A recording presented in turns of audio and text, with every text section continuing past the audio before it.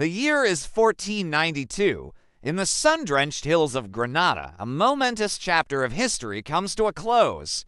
The magnificent Alhambra Palace, a jewel of Islamic civilization, witnesses the surrender of its last emir. After nearly 800 years, Al-Andalus, Muslim Iberia, has fallen. The Christian Reconquest is complete, but this end was not just an end. It was a violent, transformative beginning for the land we now call Spain. What really happened after the banners of Castile and Aragon were raised over Granada? The marriage of Ferdinand of Aragon and Isabella of Castile had already forged a powerful political alliance. With the fall of Granada, they unified the Iberian Peninsula under a single Christian rule for the first time in centuries. A new, formidable European power was born. On maps, disparate kingdoms began to merge into one entity, Spain. This new state needed a new identity, one built on a foundation of absolute unity, and that unity had a name: Catholicism. To forge this singular identity, Ferdinand and Isabella unleashed a terrifying institution, the Spanish Inquisition. Established years earlier, its power now surged. Its mission was to enforce religious orthodoxy, to root out heresy, and to ensure that the newly converted were true believers. Dark chambers, once filled with scholarly debate, now echoed with suspicion. The Inquisition's legal documents and symbols of control spread fear across the land. It wasn't just about faith, it was about loyalty to the new state. Those who prayed differently were seen as a threat to the crown itself. The Muslims who remained were given a stark choice: convert to Christianity or leave. Those who converted became known as Moriscos, but conversion was not enough. Their old way of life was systematically dismantled. The Arabic language, once the tongue of poets, scientists, and philosophers, was banned. Public baths, central to Andalusi social life, were closed. Their distinct clothing was outlawed. Most devastatingly, a great cultural erasure began. Islamic books, holding centuries of knowledge in astronomy, medicine, and mathematics, were piled high and set ablaze. The vibrant, multicultural cities of Al-Andalus, where Muslims, Jews, and Christians had once coexisted, were forcibly Christianized.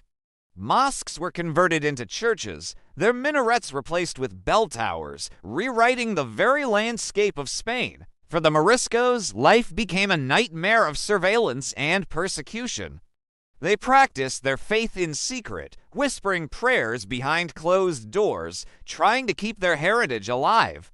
But the pressure mounted. They were seen as a fifth column, a hidden enemy within. Uprisings were brutally crushed. The state's patience was running out. Finally, between 1609 and 1614, King Philip III made a fateful decision: the mass expulsion of the Moriscos. What followed was a human tragedy on an epic scale.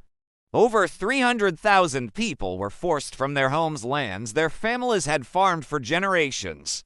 It was a heart-wrenching exodus. Families were torn apart, their possessions confiscated. They crowded into ports, waiting for ships to take them to an uncertain future in North Africa.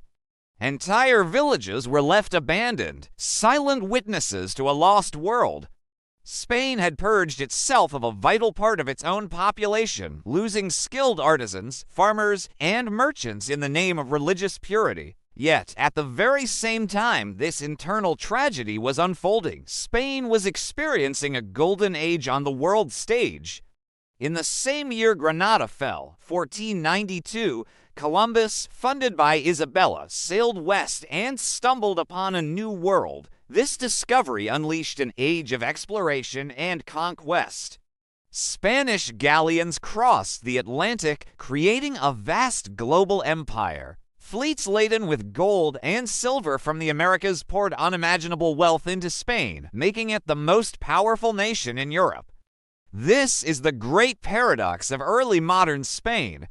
It was a nation that practiced ruthless intolerance at home while projecting immense power abroad. The same crown that expelled the Moriscos and policed the minds of its subjects also sponsored voyages that would forever change the map of the world. The quest for religious purity coexisted with an insatiable hunger for imperial glory. Today, the legacy of Al-Andalus endures. It lives on in the intricate arches of the Great Mosque of Cordoba, in the serene courtyards of the Alhambra, and in the very DNA of Spanish culture, language, and cuisine. These magnificent structures stand as a powerful reminder of what was lost, but also of what was created in this land of contrasts.